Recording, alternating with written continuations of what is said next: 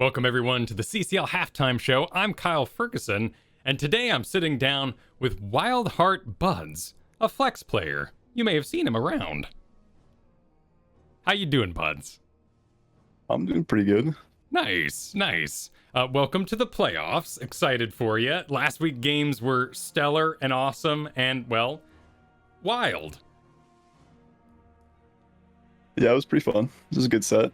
Been going to a lot of best of fives, or all 5 games, so Yeah, been pretty intense. So you guys have had quite the throwdowns recently. I got Zergling's answer on some of these questions about 2 weeks ago or so, but as you have, pun intended, the bird's eye view, I wonder what your answers will be to them. So, season 1, you guys take second place. You all come together. You kind of keep playing through the off season. Get back together for season 2 here of CCL. Hit the ground running. Seems like you guys are on fire, and then things start getting a little, well, still best of 5, but rougher. What do you think happened? yeah, the first 2 matches were actually pretty good. Chilly Mountain Simplicity. I think we kind of just strayed away from what we normally would play, which would be our standard. We've just been trying a lot of different things. Even in matches, we've been trying some stuff. Essentially having a game here and there in the match, treating it as a scrim. I mean, obviously we still want to win, but I think we just strayed away from our norm and what we like to play, and also our synergy and communication and everything just kind of felt off. So we kind of hit like a wall or a slump, but we're still, I mean, even now we're still working on it. So at least we have some scrims to keep try and get the synergy back. But even in scrims, it's been going well. So well, hopefully can get back to our normal team style. Totally. Do you think the competition is fiercer for season 2 or more that rhythm you've talked about? It's I feel like it's pretty similar to season 1. Maybe the teams have gotten a little bit better because consistent scrims and just playing the game compared to wasn't really any bigger tournament, I guess, or style tournament format like CCL coming in. So all these teams are definitely getting better. So I would say compared to season 1 that everyone's just improving. So what is that kind of normal you might be pursuing? Because Wildheart normal is very different than other teams' normal. Everyone, I mean, including our team, everyone's just improving on following up CC, just macro-wise. I mean, even mechanics, just playing the game together. I feel like just building up the synergy with your team really is the most important thing. So, yeah. We'll talk about that a little bit more as we talk about the playoffs directly, but let's talk about you directly for a moment, because you've had quite the history with Heroes of the Storm. You came up through the Western Clash with an image that'll never leave my mind, that bizarre hot dog creature. As your team mascot. Chew-ated. Yeah. Into joining Roll20, which I remember seeing you all play at Blizzcon for that. What's that? I mean, what's it been like riding the highs and lows of Heroes of the Storm? It was definitely a journey. It was a great time too. Getting to experience, I mean, it's like the LANs, the Western Clash, the internationals, like BlizzCon. Like it was pretty awesome playing on stage. It's something I'll never forget too. So, but you just have to. I mean, I like to look at the positives. Like, I mean, overall, I think we, like, from the HGC, it was overall a good experience.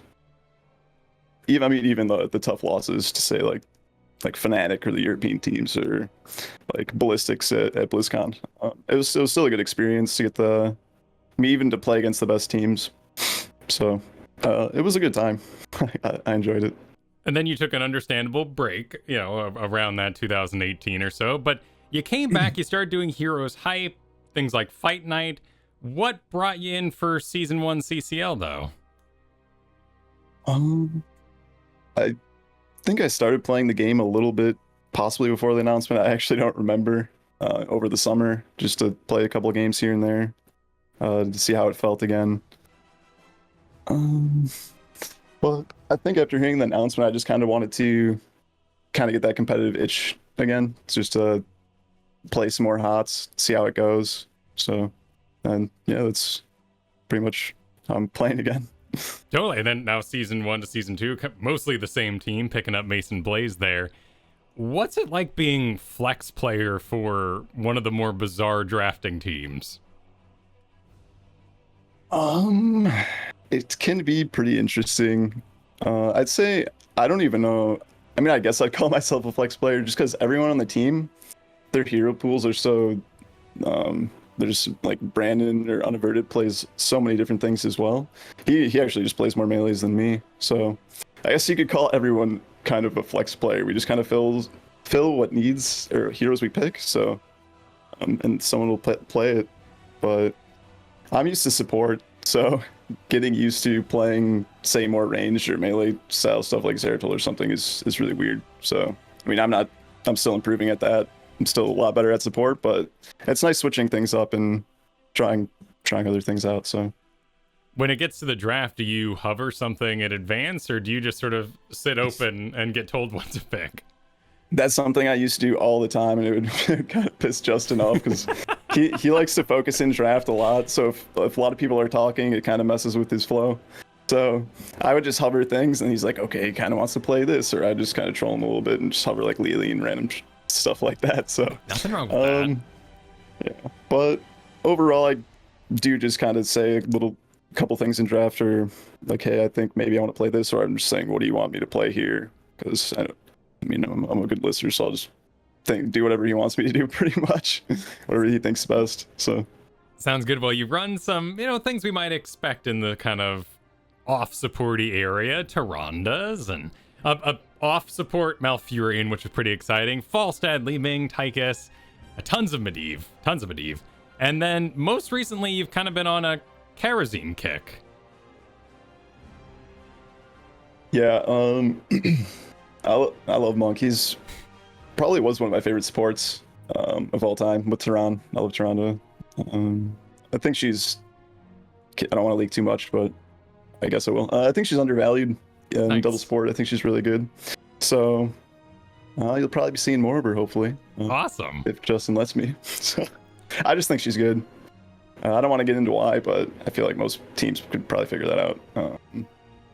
That's situationally she's good, but yeah, Kerosene, he has a 7-sided strike, so just the percent damage really good at hitting because it's really tanky front lines recently. So just isolating the tank, say Garrosh throw 7. So we did that against Granite, I think, last week, but it was really good. We could just farm pretty much the tanks, or he's just really aggressive. So he kind of fills the slot of a Genji essentially, because you kind of just dash at people and just get in there. You also have sustain cleanses. So he does a lot of utility and just damage. So yeah, I know you've been doing the damage level 1, and then there was that Johanna pick there on the enemy camp side where she just evaporated, unable to even hit any of her buttons. Is that Infernal or a Battlefield of Eternity specific? Is his throughput there pretty good, or did you pick it for other reasons on that map? He actually has decent burn because his E is the faster attack speed and the level 1 punchy Iron Fist, I think. So I guess he is okay for the map. He also brings the sustain, or not, more sustain, double support. It'd be hard to, probably don't want to solo support Monk on BOE. But yeah, it's kind of just going back to, he's just a solid pick. He's just mobile, he's got the 7s, just brings more damage, so. And then yeah. Medivh, of course, is that something you're being told where to portal, or are you kind of your own master of the bird and they follow your calls there? Mostly it's me. It depends. If say Justin will call for a portal, but it's mostly the Medivh player making it for the most part. He's pretty tricky. I feel like that's one of the things with Medivh is you have to. He takes a lot of games, especially for me. I have to play something a lot to understand it. So knowing when to portal in and saving it to portal out, it's pretty much just what you need to do for what your comp needs with him, or what you need to do to get away from them. So say they're more aggressive, you want to just save your port to get out, or they have a lot of dive or something. But yeah, it all just depends with the portal usage and just game sense, pretty much. Well, talking a little bit about the playoffs getting into this, everyone watching this will know who you're about to face, but we don't know at the moment. So it's going to be Diamond Hands versus Granite Gaming. Who do you think's going to take that one? I think both teams are actually. I think every team in the league's pretty solid.